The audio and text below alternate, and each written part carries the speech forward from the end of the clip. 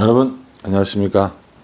11월 2일 주일 넘치는 우리교회 매일 묵상 시작하도록 하겠습니다. 오늘 본 말씀은 에스라 2장 1절부터 70절까지 말씀입니다. 본문을 보시고 많이 놀라셨을 것 같아요. 70절이면 사실은 묵상하기 굉장히 어려운 분량인 건 분명합니다. 어떤 내용이 들어있냐라고 물어보신다면 포로에서 돌아온 사람들의 명단인 거예요.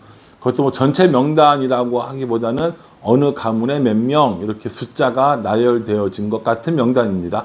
여러분이 딱 명단을 딱 떠올리면 뭐가 생각납니까? 출애굽할 당시에 돌아온 사람들 혹은 광야에서 출발할 때 사람들의 몇 명인지 세웠던 그런 그 민수기의 모습들, 이런 것들 딱 떠오르지 않습니까? 그러니까 어떤 의미가 있느냐? 출애굽할 때 애굽에서 탈출한 것과 또 이 바벨론 제국에서 혹은 바사에서 이렇게 포로로 귀환한 것과 이런 내용들이 비슷하다, 의미가 비슷하다라는 것을 간접적으로 우리에게 알려주고 있는 겁니다. 또한 이 포로로 돌아온 사람들의 명단을 기록하고 그 사람들이 어떤 사람들이었는지 이렇게 쭉 기록함으로 인해서 민족의 정체성 이런 것들을 나타내려고 하는 그런 의도도 있었다고 볼 수 있습니다. 1절에 보면요. 옛적에 바벨론 왕 느부갓네살에게 사로잡혀 바벨론으로 갔던 자들의 자손들 중에서 노임을 받고 예루살렘과 유다도로 돌아와서 각자의 성읍으로 돌아간 자, 이렇게 얘기합니다. 예루살렘과 유다로 도로 돌아온 사람들, 이 사람들의 명단을 쭉 이야기한다라는 거예요. 언제 끌려갔느냐? 바벨론 왕 느부갓네살에 의해서 끌려간 겁니다. 바벨론 왕 느부갓네살에 의해서 끌려갔는데 돌아올 때는 바사 왕 고레스의 조서를 통해서 돌아오게 됐어요. 이게 중요합니다. 목사님 이런 것까지 알아야 돼요 라고 이야기하시면 모르셔도 돼요. 몰라도 됩니다. 근데 알면 성경이 훨씬 재밌어요. 그리고 알면 하나님께서 어떤 일을 하셨는지 분명히 알 수 있습니다. 그래서 우리가 성경을 읽고 공부하고 또 묵상하는 겁니다. 바벨론 왕 느부갓네살에 의해서 끌려갔다가 바사 왕 고레스의 명령으로 돌아온 사람들, 이 사람들이 누구냐? 2절에 보면 명단이 쭉 나오는데요. 곧 스룹바벨과 예수아와 느헤미야와 스라야와 느엘라야와 모르드게와 빌상과 미스발과 비그에와 르흠과 바나 등과 함께 나온 이스라엘 백성의 명수가 이러하니, 이렇게 얘기합니다. 여기 나오는 사람들은 누구냐면요, 어느 일정한 그 지도자급 인사라는 거죠. 예를 들어서 스룹바벨, 느헤미야 이런 사람들은 아주 그 최고의 위치에 있었던 총독급 되는 이런 사람들이었기 때문에 이 앞에 2절에 나오는 이야기들은요 다 지도자들이었을 거라고 생각을 하고 있습니다. 그래서 3절부터 쭉 나오는데 누가 이렇게 나오냐면, 일단 백성들이 귀환했어요. 어느 집안에 몇 명, 어느 집안에 몇 명, 이렇게 백성들의 귀환을 이야기했고요. 또 36절 이후에는요 제사장들이 귀환한 것들이 나옵니다. 그리고 40절 이하에는 레위 사람들이 귀환한 것들이 나옵니다. 제사장과 레위 사람들은 레위 지파이지만 직분이 다른 거예요. 레위인이 하는 일이 있고 제사장이 하는 일이 있단 말이에요. 그러니까 제사장이 얼만큼 어느 집안에서 누가 이렇게 귀환했다라는 거랑 레위 사람들 얼만큼 누가 어느 가문에서 몇 명이 왔다라는 것을 이야기했고요. 또 55절 이하에 보면요, 솔로몬 신하의 자손들이 이러이러한 사람들이 있었는데 그 사람들의 자손들도 이렇게 귀환했다라고 하는 것들을 알려줍니다.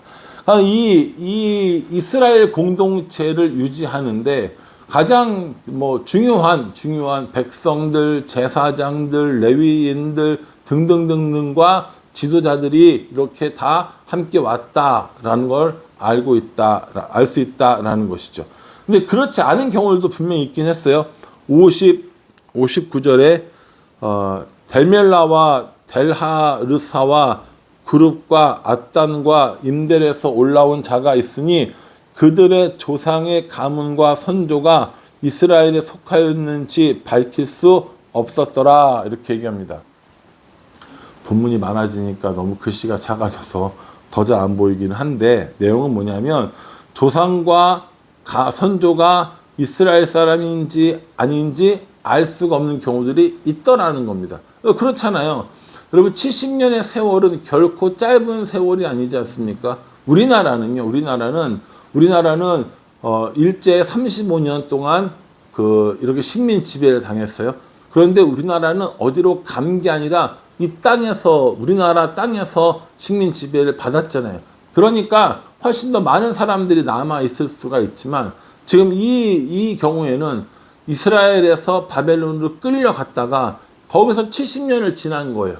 그러니까 족보도 알 수 없고 조상이 누군지도 알 수 없고 가문도 출신도 알 수 없는 경우들이 굉장히 많았다라는 겁니다. 그걸 이야기하면서 그렇게 조상도 알 수 없고 선조도 알 수 없고 가문도 알 수 없는 이런 경우가 있었고, 또 하나는 42절에 이 사람들은 계보 중에서 자기 이름을 찾아도 얻지 못하므로 그들을 부정하게 여겨 제사장의 직분을 행하지 못하게 하고, 이렇게 얘기합니다.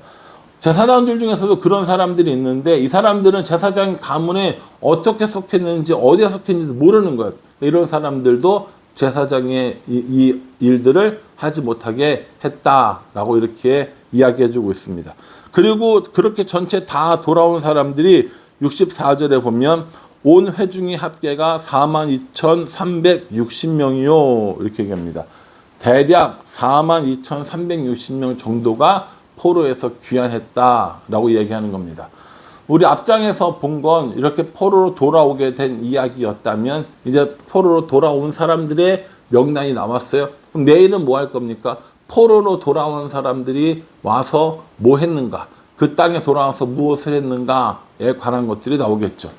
이 포로에서 돌아온 건 이스라엘 사람들의 능력이 아니라고 그랬어요. 이스라엘 사람들이 독립운동을 많이 하고 이스라엘 사람들이 어떤 외교적인 이 일들을 펼치고, 이게 아니라 한 사람 고레스의 마음을 하나님께서 바꾸셔서 정말 아무도 죽지 않고 피 한 방울 흘리지 않고 많은 사람들이 다시 이 이스라엘 땅으로 돌아오게 되는 이런 은혜를 베풀어 주셨다라는 것입니다.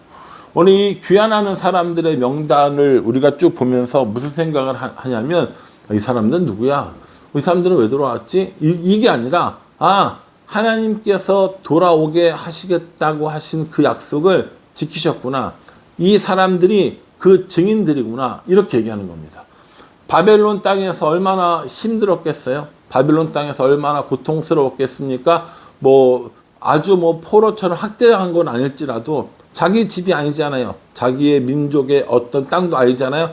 그렇게 고생하고 있을 때 하나님께서 하나님의 약속대로 그 땅에서 옮기신 거예요. 그러니까 단순히 귀환했다, 포로에서 돌아왔다가 아니라 하나님께서 약속을 지키셨다라는 것이 핵심이고 중요한 사실이라는 겁니다. 여러분 어떠세요? 하나님께서 약속을 신실하게 지켰다라는 이 일에 증인이 몇 명이라는 거예요? 최소한 42,360명이라는 겁니다. 하나님께서 얼마나 신실하게 약속을 지키셨는지, 70년이라는 그 기간 동안 하나님께서 이 이스라엘 향해서 눈 떼지 않고 지켜보셨음을 이야기하고 계시는 겁니다. 포로로 돌아온 사람들만 그랬겠습니까? 아니요. 이스라엘 땅에, 그 유대 땅에 남아있던 사람들도 마찬가지고, 여전히 지금도 바벨론에 남아있는 그 사람들까지도 하나님께서는 모두 다 하나님의 백성으로 아시고 돌보셨다라는 겁니다. 그 시대에만 그랬어요? 오늘날 시대는 안 그럽니까? 우리한테는 안 그러시나요? 저는 우리한테도 똑같다고 생각합니다. 하나님께서 여전히 우리 가운데 우리를 지켜주시고 보호해주시고 우리를 인도해주시고 여전히 하나님의 신실한 약속을 지키시는 하나님이라고 저는 믿습니다. 그래서 오늘 이 이스라엘의 귀환이 단순히 사람들의 명단이 아니라 하나님의 약속이 이루어진 증거라면, 하나님의 약속이 이루어진 오늘날의 증거는 바로 내가 되고 우리가 되고 우리 교회가 돼야 하는 것입니다. 사람들이 우리를 보고 야, 하나님이 여전히 신실하시구나. 사람들이 우리 교회를 보고 역시 하나님이 신실하셔 라고 하면서 하나님께 영광 돌릴 수 있도록 살아가는 삶, 그것이 우리에게 필요하지 않을까라는 생각을 해봅니다. 포로들을 귀환시키겠다라는 약속을 신실하게 지키신 하나님, 오늘도 여전히 나와 함께 하시겠다고 하신 이 약속을 지키시는 신실하신 하나님이라고 저는 확실히 믿습니다. 그러니 그 하나님께 예배하고 그 하나님을 찬양하며 그 하나님과 동행하면서 살아가는 것, 이것이 우리들이 해야 될 일이라는 거죠. 오늘 주일입니다. 오늘 함께 예배 드리는데 주일이 왔네. 교회 안 가면 또 목사님이 잔소리하고 또 애들 보기 민망하고 그럼 가야겠다가 아니라 하나님께서 지켜주신 신실한 약속, 하나님의 증인 혹은 하나님의 증거로 사는 삶, 그 삶이 너무 좋고 기뻐서 하나님께 예배하는 우리가 되어진다면 얼마나 좋겠는가라는 생각을 해봅니다. 바라기는 저와 여러분 모두가 하나님의 약속을 지키고 하나님께서 우리에게 주시는 그 신실함을 믿고 따르면서 우리도 하나님의 증인으로, 하나님의 증거로 살아가는 우리 모두가 되기를 주님의 이름으로 축복합니다. 기도하겠습니다. 하나님, 포로에서 돌아온 사람들의 모습을 봅니다. 하나하나 누군지 다 알 수는 없지만 분명한 것은 하나님께서 돌아오게 하신 그 신실한 약속들의 증인이고 증거임은 잘 알고 있습니다.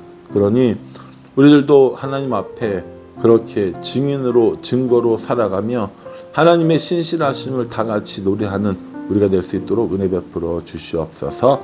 예수님의 이름으로 기도합니다. 아멘. 여러분 이 말씀 잘 기억하시고 묵상하시면서요. 길다, 너무 힘들다 하지 마시고 하나님께서 우리에게 보여주신 이 신실함의 증거들을 찬양하는 오늘 우리, 그리고 또 주일 예배가 되기를 간절한 마음으로 기도하겠습니다. 감사합니다.